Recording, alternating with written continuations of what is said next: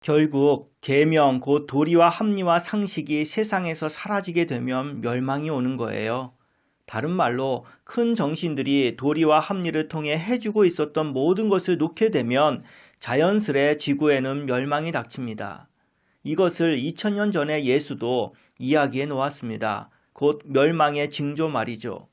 2000년 전에 다 이야기해 놓았는데 악령들과 인류는 왜 알지 못하고 끝내 역사를 이 지경까지 끌고 온 걸까요? 그야 경고를 듣지 않고 무시해 왔기 때문입니다. 근본 바탕이 신도 아니고 신이 될 지혜 지식과 능력도 전혀 없는데 신노를 해보겠다고 지구에 올라탄 이상 폭주 기관차처럼 안 멈추고 끝까지 가보겠다고 했으니 어떤 결과가 나오겠습니까? 자기들이 저지른 극악하고 패악한 짓들의 결과를 스스로가 명확히 확인하고 또 확인하고 난 후에야 비로소 멈추는 건데 문제는 아무리 눈앞에 들이대며 보여주어도 스스로 확인할 힘과 능력이 전혀 없다는 사실이에요.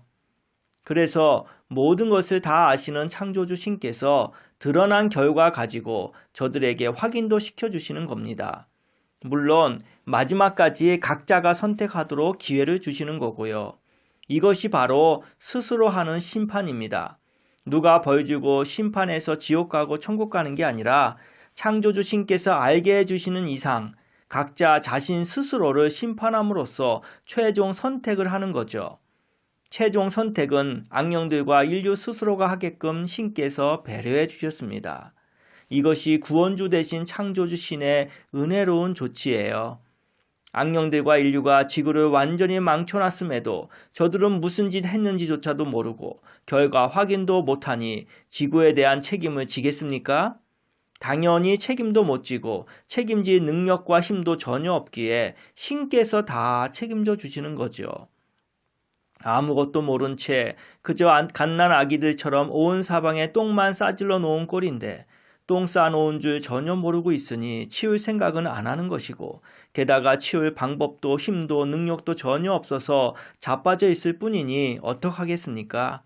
그러니 창조주 신께서는 알게도 해주시고 사실 확인도 시켜주시며 이것을 통해 자연스레 벗어날 방법도 주시는 것인데 그 방법은 각자 스스로가 어떤 선택을 하느냐에 달려있다는 말입니다.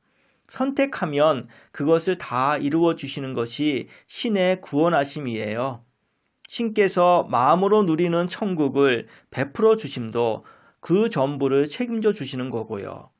그러니 모든 것을 다 책임져 주시는 창조주 신의 복된 조치를 확인하게 된 지구의 큰 정신들이 다시금 새 하늘과 새 땅이라는 물질계를 만들어 고통을 뒤집어 쓰겠습니까?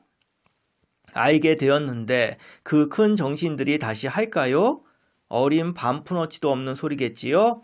그러니 본문에서 기껏 새 예루살렘 성 하나가 하늘로부터 내려오는 것을 신천지라 그려놓고 내가 만물을 새롭게 하노라 라고 떠들어 내봤자 코미디밖에 안 되겠지요?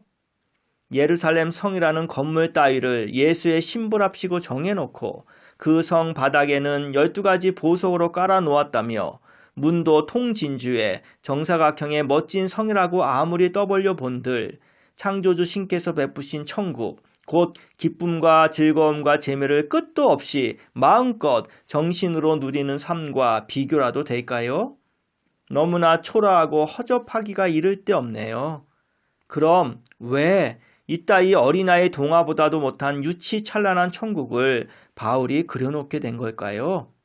그 이유는 유대인이었던 바울이 당시 유대 사회에서 보고 들으며 상상하고 그려왔던 천국관이었기 때문입니다.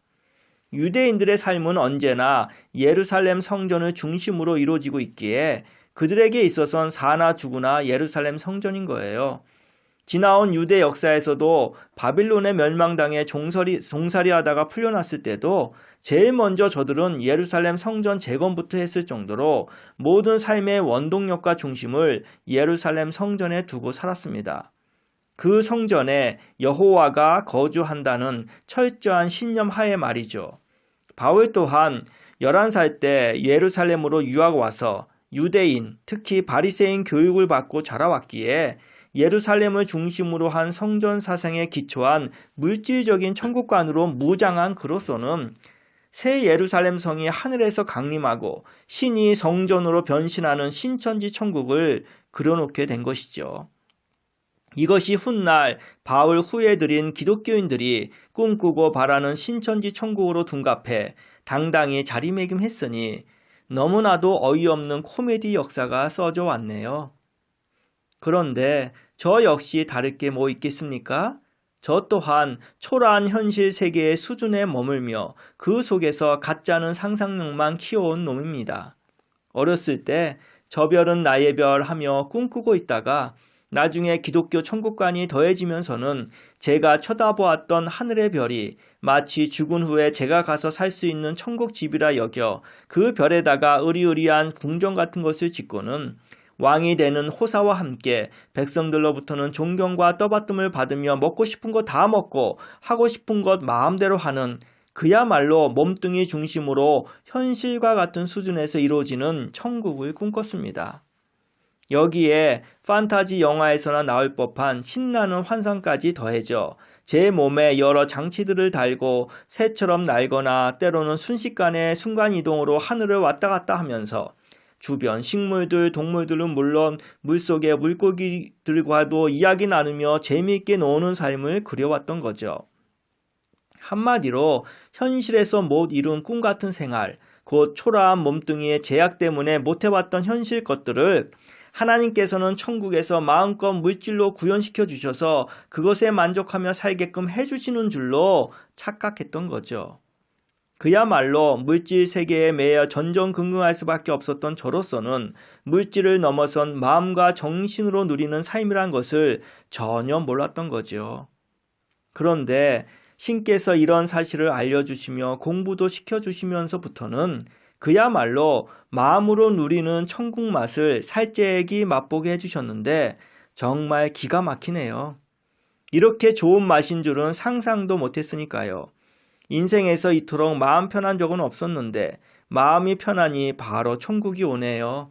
게다가 알아가면서는 더욱더 누릴 수 있게 또 다 해주시고 계시니 매 순간 신께 감사가 절로 나오게 되고 감사하니까 삶은 더 기쁘고 즐겁고 재미가 넘쳐나네요.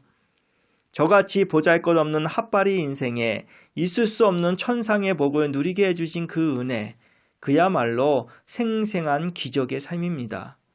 신을 만나 뵙게 된 것만으로도 기적인데 거기에 진리 공부까지 시켜주시며 복도 누리게 해주시니 저는 인생 로또를 맞았네요. 천국 맛을 느끼다 갈 수 있는 로또 말이죠. 다음 시간엔 계시록 마지막 장인 22장을 살펴보겠습니다.